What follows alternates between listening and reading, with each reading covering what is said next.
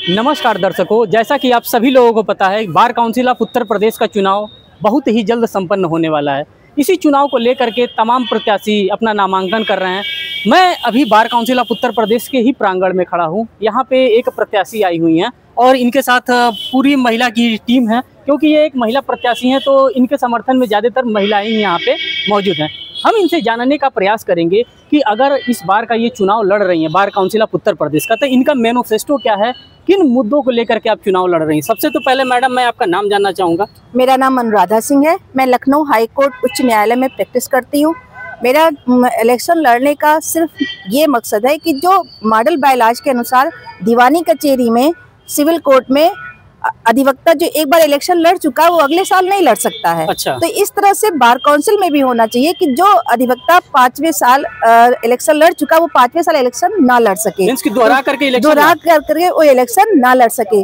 दूसरी बात, ये जो रजिस्टर्ड अधिवक्ता है, क्योंकि हमारे अधिवक्ताओं की संख्या दिन पर दिन बढ़ती जा रही है बेरोजगारी की वजह से, तो जो रजिस्टर्ड अधिवक्ता है बार काउंसिल में जिसका रजिस्ट्रेशन है, उनको हर डिपार्टमेंट में सरकार द्वारा एक नौकरी दी जानी चाहिए। अच्छा। तीसरी बात, महिलाओं की सुरक्षा से जुड़ी हुई है।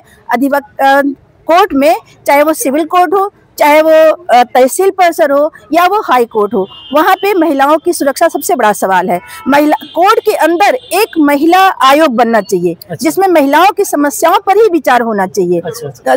तहसील से लेकर सिविल कोर्ट और हाई कोर्ट में तो अब बहुत अच्छी व्यवस्था है, हम नहीं कह सकते, लेकिन तहसील स्तर पे और सिविल कोर्ट में महिलाओं के लिए बहुत दिक्कतों का सामना करना पड़ता। ना उनके लिए लाइब्रेरी है, ना उनके लिए अलग शौचालय की व्यवस्था है, ना उनके लिए अलग कहीं मीटिंग रूम है। मतलब वो कहीं बैठ के अपना एक पर्सनल रूप से बात नहीं कर सकती हैं। तो इसी कड़ी में मैं आपसे एक प्रश्न और जानना चाहूँगा कि आपके साथ मैं देख रहा हूँ कि तमाम युवा अधिवक्ता हैं। एक युवा अधिवक्ताओं के लिए bar council of Uttar Pradesh के तहत एक योजना लाई गई थी कि जो नया अधिवक्ता आएगा उनको एक लाइब्रेरी बनाने के लिए 5,000 रुपये का एक नॉमिनल शुल्क दिया जाएगा 3 सालों तक। क्या अभी तक ये दिया जा रहा है कि नहीं दिया जा रहा है? अगर आप सदस्य चुनी जाती हैं तो इस पे क्या करेंगे?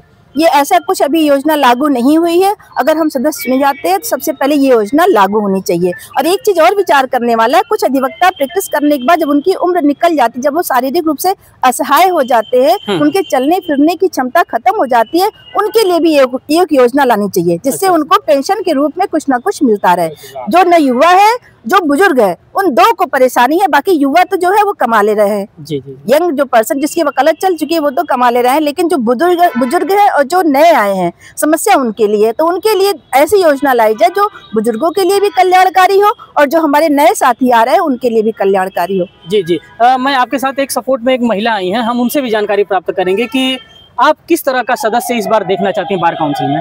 जो महिलाओं की सुरक्षा के लिए कदम उठाए अपना, मुझे ऐसे ही सदस्य चाहिए। अच्छा, तो मैं आपसे भी जानना चाहूंगा कि आपका क्या मानना है, आप किस तरह की सदस्य इस बार चुनना चाहती हैं इस bar council of Uttar Pradesh के चुनाव में? महिलाओं की सुरक्षा के लिए आगे। तो महिलाओं की किस प्रकार की सुरक्षा आप लोग चाह रही हैं? आर्थिक सुरक्षा की राजनीतिक सुरक्षा, हर तरह से सुरक्षा आप लोग चाह रही हैं। तो और भी अगर आप कुछ बताना चाह रही हो, कोई और भी सुरक्षा के दृष्टिकोण से आप चीजें बताना चाह रही हो तो कृपया बताएं। महिलाओं के लिए उसकी शारीरिक, मानसिक, आर्थिक सुरक्षा सबसे ज्यादा महत्वपूर्ण है। इन तीनों की सुरक्षा हम चाहते हैं और हम चाहते हैं इसको लेकर हाई कोर्ट के अंदर एक आयोग बने। महिला आयोग तो है, उसके अलावा एक आयोग बने जहां हम लोगों की समस्याओं का निदान हो, जहां वकीलों की समस्याओं का निदान हो, चाहे वो तहसील परिसर हो, चाहे सिविल कोर्ट हो, चाहे हाई कोर्ट हो। बिल्कुल बिल्कुल। तो दर्शकों, अभी आप सुन रहे थे एक महिला प्रत्याशी को जो कि लखनऊ हाई कोर्ट में प्रैक्टिस करती हैं। उनका मानना है कि अगर हम चुनाव जीत जाते हैं तो इन सभी चीज़ों को मैं लागू कराने का प्रयास करूंगी, जिसमें कि महिलाओं के आयोग के बारे में बात कर रही हैं, जो जूनियर अधिवक्ता हैं उनको स्टाइपेंड देने की बात कर रही हैं। तो तमाम चीज़ों के बारे में ये जानकारी दे रही हैं। फिर मिलेंगे इसी तरह के अपडेट के साथ, तब तक के लिए नमस्कार।